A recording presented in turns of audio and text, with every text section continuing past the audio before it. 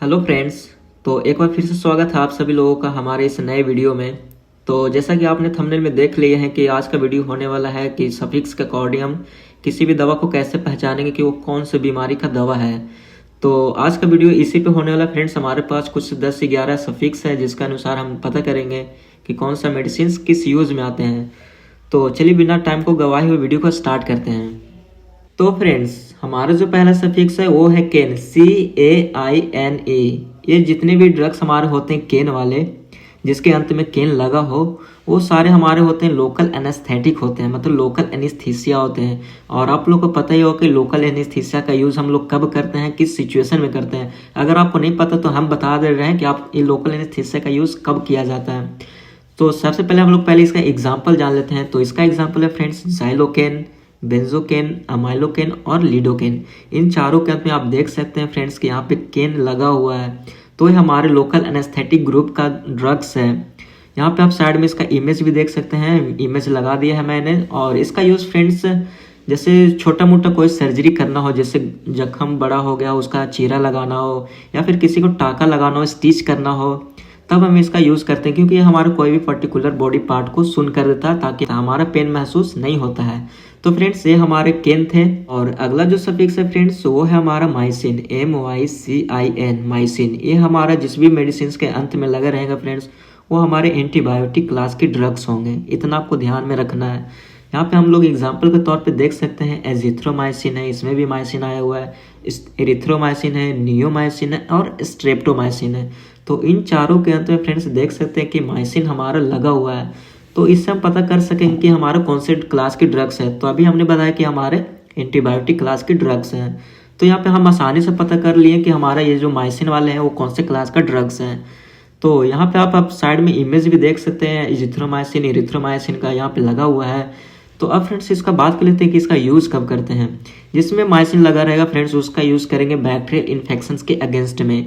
जितने भी बैक्टीरिया से होने वाले हमारे पास डिजीज़ हैं, बीमारियां हैं, उसको ट्रीट करने के लिए हम लोग इसका यूज़ करते हैं। और फ्रेंड्स अगला जो सफिक्स है वो हमारा है ओलोल, OLOL। तो ये जितने भी ड्रग्स के लास्ट में ओलोल लगे रहेंगे फ्रेंड्स, इसका मतलब हमें समझना है कि हमारे बीटा ब्लॉकर्स हैं। तो इसके कुछ एग्जाम्पल यहाँ पे देख सकते हैं फ्रेंड्स, मिटोप्रोलोल, एटिनोलोल, इस्मोलोल और बिसोप्रोलोल। तो ये हमारे कुछ ड्रग्स हैं जिसके लास्ट में हमारे ओलोल आए हुए हैं। तो इसका मतलब हमारा फ्रेंड्स कि हमारे बीटा ब्लॉकर्स कैटेगरी का ड्रग्स हैं। तो फ्रेंड्स ये हमारे क्या चीज़ होते हैं, यहाँ पे आप इस साइड में इमेज भी देख सकते हैं। तो इसका यूज़ जान लेते हैं फ्रेंड्स। इसका यूज़ किया जाता है हाइपरटेंशन में। अगर आपका बीपी ज़्यादा बढ़ गया है तो उसको रिड्यूस करने के लिए हम लोग ओलोल कैटेगरी वाले ड्रग्स का यूज़ करते हैं। या फिर एंजाइना, जैसे चेस्ट पेन होते हैं फ्रेंड्स, उसको एंजाइना बोलते हैं, तो उसको ट्रीट करने के लिए हम लोग इसका यूज़ करते हैं। कॉन्जेस्टिव हार्ट फेल्यूर या फिर हार्ट अटैक, वो दोनों को भी ट्रीट करने के लिए हम लोग इसका यूज़ करते हैं। अगला सफिक्स हम लोग का है जो है माइड या फिर जाइड। यहाँ पे दो ड्रग्स आ रहे हैं फ्रेंड्स, तो हम लोग को कंफ्यूज नहीं होना है, या फिर माइड रहे या फिर जाइड रहे। हमें यही से यह पता चलता है कि हमारे डायूरेटिक्स क्लास के ड्रग्स हैं। तो आप लोग को यहाँ पे थोड़ा सा ध्यान रखना होगा कि हमारे माइड जो होते हैं या जाइड होते हैं वो दोनों हमारे डायूरेटिक क्लास के ड्रग्स होते हैं। अब यहाँ पे इसके एग्जाम्पल भी देख सकते हैं फ्रेंड्स, फ्यूरोसेमाइड, ब्यूमेटेनाइड, बेनथायाजाइड और क्लोरोथायाजाइड। तो यहाँ पे कुछ एग्जाम्पल है जिसके लास्ट में माइड या फिर जाइड आए हुए हैं। तो फ्रेंड्स हमारे डायूरेटिक्स ड्रग्स क्या चीज़ होते हैं, इसका यूज़ क्या होता है। तो फ्रेंड्स डायूरेटिक्स ड्रग्स वो होते हैं जो हमारे किडनी पे एक्ट करते हैं, यूरिनरी सिस्टम पे एक्ट करते हैं और हमारे यूरिन आउटपुट को बढ़ा देते हैं। इसका यूज़ किया जाता है फ्रेंड्स जैसे हाई ब्लड प्रेशर हो गया उसको रिड्यूस करने में, या फिर किसी को बॉडी स्वेल कर गया है, ज़्यादा स्वेलिंग हो गई, या फिर जिसको इडीमा बोलते हैं, उसको ट्रीट करने के लिए भी हम लोग डायूरेटिक्स का यूज़ करते हैं। और अब हम लोग बढ़ते हैं अगले सफिक्स की ओर। तो है फ्रेंड्स वीर, VIR।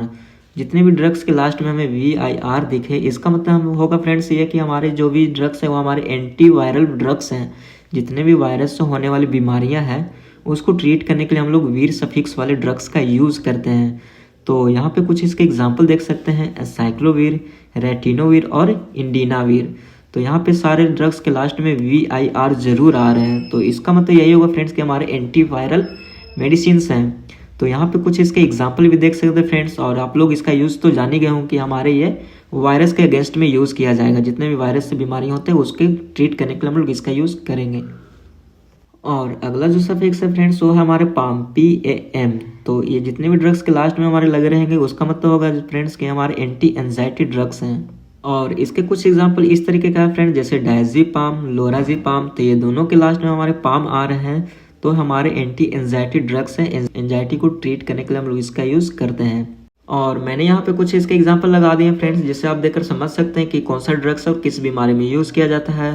तो आप लोग को एक बात बता देना चाह रहा हूँ फ्रेंड्स कि जितने भी अभी तक हमने सफिक्स बताए हैं या फिर जो भी आगे बताने वाले हैं, और उसमें से किसी भी ड्रग्स का यूज़ आप खुद से ना करें, इस वीडियो के माध्यम से ना करें, क्योंकि जितने भी ड्रग्स हैं वो हमारे प्रिस्क्रिप्शन ड्रग्स हैं।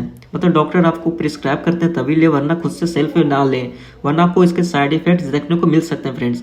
ये सिर्फ हमारा नॉलेजेबल वीडियो है जो कि हमारे मेडिकल स्टूडेंट्स के लिए है। तो चलिए आगे बढ़ते हैं वीडियो में।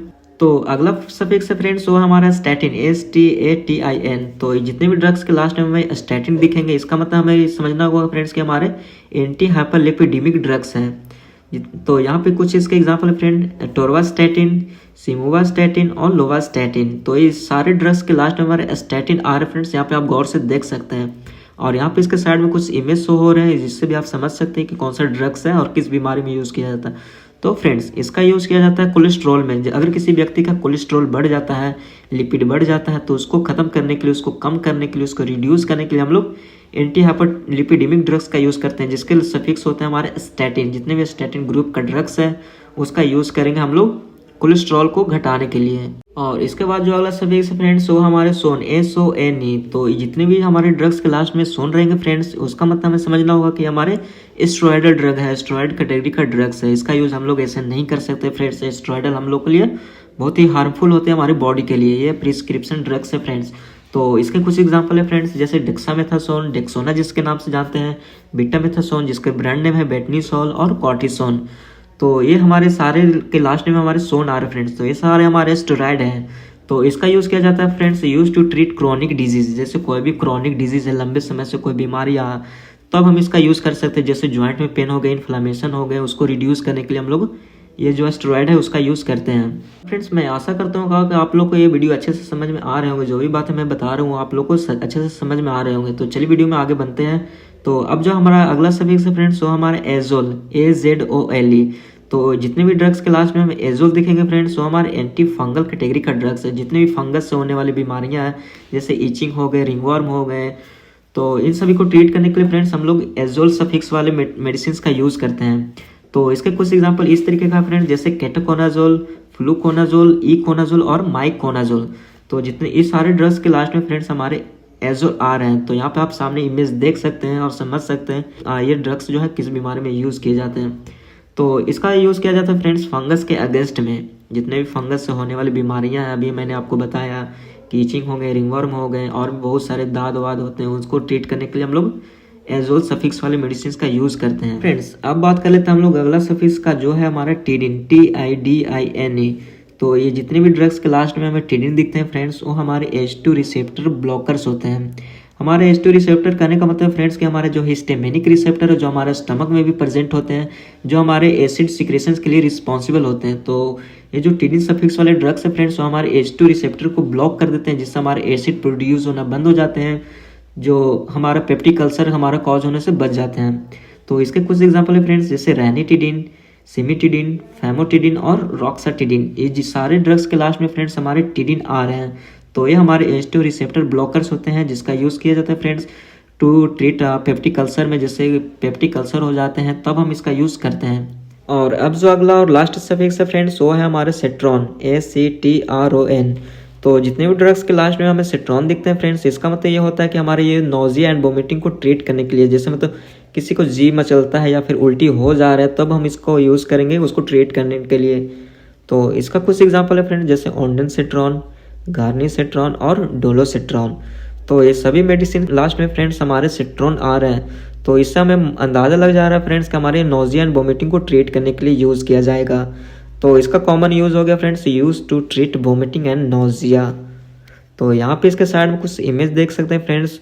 तो आई होप आप लोग को ये वीडियो अच्छे से समझ में आ गया होगा फ्रेंड्स। अभी अगर किसी को कोई प्रॉब्लम तो आप हमें कमेंट करके या फिर इंस्टाग्राम पे डायरेक्ट मैसेज करके पूछ सकते हैं। तो यहीं पे वीडियो को हम अंत कर रहे हैं फ्रेंड्स, और हैव ए नाइस डे।